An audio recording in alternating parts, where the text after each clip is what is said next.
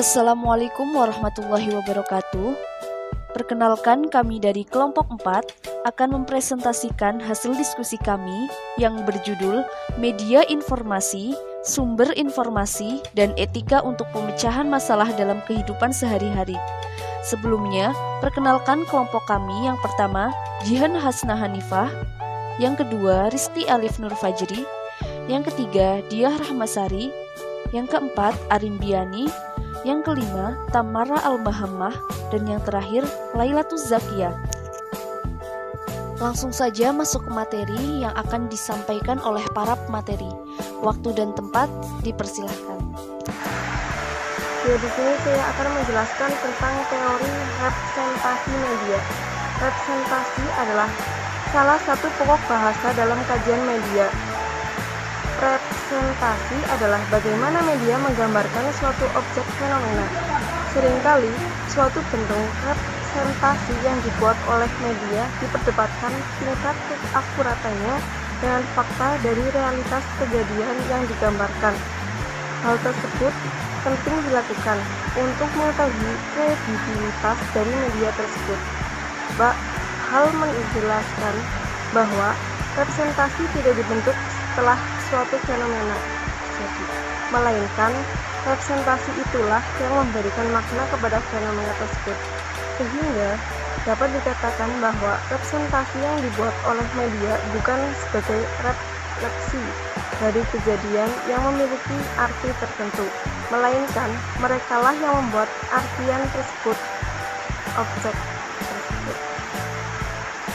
Hal menekankan bahwa bentuk interpretasi dari tiap-tiap media dapat berlainan, bahkan bertentangan satu sama lain, bisa berkonotasi positif maupun negatif, mendukung maupun menolak, dan lain sebagainya.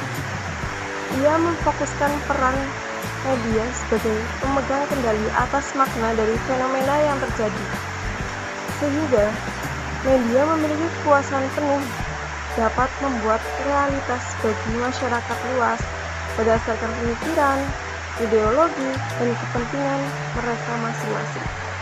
Contohnya fenomena Brexit.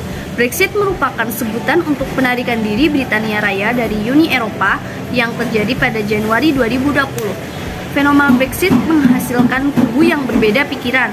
Media yang mendukung Brexit seperti The Sun Magazine mempresentasikannya sebagai kesuksesan. Digambarkan dengan orang-orang yang bersorak-sorai gembira dengan keluarnya Britania Raya dari keanggotaan Uni Eropa.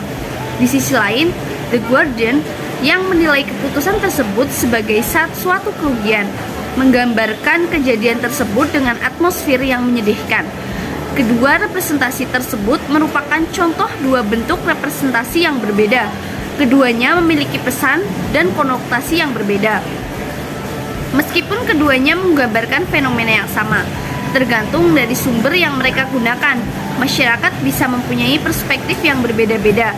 Pada akhirnya, keputusan mengenai interpretasi berada di tangan masyarakat. Selanjutnya, siklus informasi. Data adalah suatu bentuk yang masih mentah yang belum dapat menjelaskan dengan banyak, sehingga perlu diolah lebih lanjut lagi. Data diolah melalui suatu model untuk menghasilkan informasi. Data yang diolah tersebut tentunya telah melalui proses pengolahan dengan suatu model tertentu. Siklus informasi adalah data-data yang diolah melalui model menjadi informasi. Penerima kemudian menerima dan mendapatkan informasi tersebut, membuat suatu keputusan dan melakukan tindakan yang kemudian menghasilkan suatu tindakan yang lain dan akan membuat sejumlah data kembali. Data tersebut kemudian akan ditangkap sebagai input, diproses kembali lewat suatu model dan kemudian akan membentuk suatu siklus. John Brach menyebut siklus ini sebagai siklus informasi, atau ada beberapa yang menyebutkannya dengan siklus pengolahan data. Kebebasan dan tanggung jawab dan keterkaitannya dengan etika komunikasi dalam perilaku media atau pers.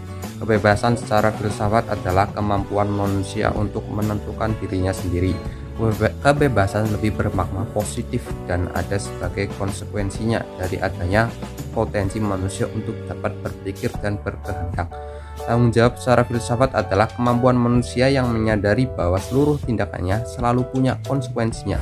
Tanggung jawab juga merupakan pembatasan dari kebiasaan yang dimiliki manusia tanpa mengurangi kebebasan itu sendiri. Kebebasan yang dimiliki manusia itu harus bisa dipertanggungjawabkan. Manusia memang diberi kebebasan, tapi kebebasan yang bertanggung jawab. Pelaksanaan kebebasan manusia harus memperhatikan kelompok sosial di mana ia berada. 5 tanggung jawab yang dikehendaki masyarakat modern dari media atau media massa dan masyarakat modern. William R. Rivers, J. W. Johnson, dan Theodore Peterson, yaitu 1. Media harus menyajikan pemberitaan yang benar, komprehensif, dan cerdas. Media dituntut untuk tidak berbohong dan akurat. 2. Media harus berperan sebagai forum pertukaran pendapat, komentar, dan kritik karena media bukan hanya berfungsi sebagai sumber informasi, tapi juga forum penyelesaian masalah. 3. Media harus menyajikan gambaran yang khas dari setiap kelompok masyarakat. 4. Media harus selalu menyajikan dan menjelaskan tujuan dan nilai-nilai masyarakat. 5. Media harus membuka akses ke berbagai sumber informasi. 3 prinsip utama deontologi jurnalisme yaitu: yang pertama, hormat dan perlindungan atas hak warga negara akan informasi dan sarana yang perlu untuk mendapatkannya. Selanjutnya yang kedua, hormat dan perlindungan atas hak individual lain dari warga negara. Lalu yang terakhir, ajakan untuk menjaga harmoni masyarakat. Deontologi jurnalisme pun tidak cukup. Harus ada undang-undang atau hukum yang lebih memperketat media yang termasuk aktor komunikasi agar kebebasannya bertanggung jawab. Namun bila diperketat dengan aturan-aturan, pers tidak bebas. Maka harus ada demokrasi. Di satu sisi, pemerintah paling tidak punya peran sedikit dalam media. Di sisi lain, pemerintah harus menjamin warganya agar mendapatkan informasi yang transparan tanpa dimanipulasi oleh negara. Materi selanjutnya yaitu media membantu masyarakat untuk mendapatkan informasi sekaligus mempengaruhi dalam pembentukan opini. Informasi tidak pernah netral, informasi selalu sudah merupakan interpretasi.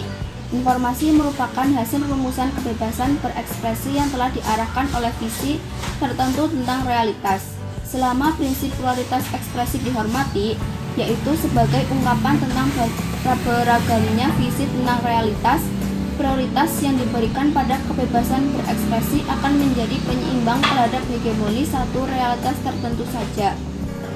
Dalam konteks ini, prioritas diberikan pada kepentingan mereka yang mengungkapkan pandangannya atau pemberi, pencipta, atau pengolah informasi dan kemudian pemilik media. Intinya adalah media memiliki kebebasan untuk berekspresi mengungkapkan pendapat dan fakta yang didapatkan di lapangan. Akan tetapi, kebebasan yang didapatkan harus digunakan secara bertanggung jawab. Memberitakan sesuai porsi dan kode etik jurnalistik yang berlaku di Indonesia dan internasional. Dalam memberitakan pun jangan terpaku pada pemilik media. Selanjutnya adalah konsep misi informasi dan ujaran kebencian dalam mencari kebenaran serta perdamaian. Penyebaran informasi atau berita melalui media online tidak hanya dilakukan oleh situs berita yang sudah terkenal oleh masyarakat, akan tetapi oleh siapa saja pengguna internet dapat berperan dalam penyebaran suatu informasi. Sangat disayangkan, mayoritas informasi atau berita yang disebarluaskan secara lebih banyak yang tidak dapat dipertanggungjawabkan kebenarannya atau terindikasi hoax. Hoax yaitu informasi atau berita yang isinya hal-hal yang belum dipastikan kebenarannya dan bukan merupakan fakta yang terjadi. Mayoritas yang digunakan dalam penyebaran hoax adalah media sosial. Fenomena hoax di Indonesia memunculkan keraguan terhadap informasi yang diterima dan membuat bingung masyarakat. Hal ini justru dimanfaatkan oleh pihak yang tidak bertanggung jawab untuk menyebarkan fitnah dan kebencian. Selanjutnya, materi akan disampaikan oleh pemateri yang lain.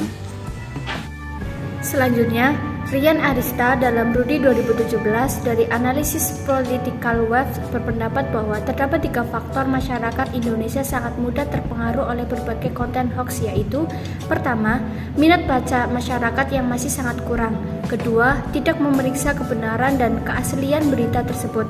Hal ini memberikan perubahan berbagai pandangan masyarakat Indonesia terhadap fenomena yang sedang marak dibicarakan oleh umum. Ketiga, masyarakat Indonesia terlalu cepat dalam menyimpulkan suatu peristiwa yang terjadi. Hal tersebut dikarenakan kurangnya pengetahuan atas sebab dan akibat.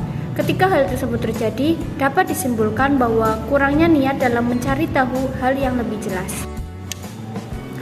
Usaha preventif dalam mengurangi penyebaran hoax harus dilakukan. Cara meminimalisirnya dengan penegakan sistem, aturan, hukum, dan literasi bagi publik. Undang-Undang ITE tetap relevan untuk menjerat pembuat dan penyebaran berita hoax atau bohong di media sosial.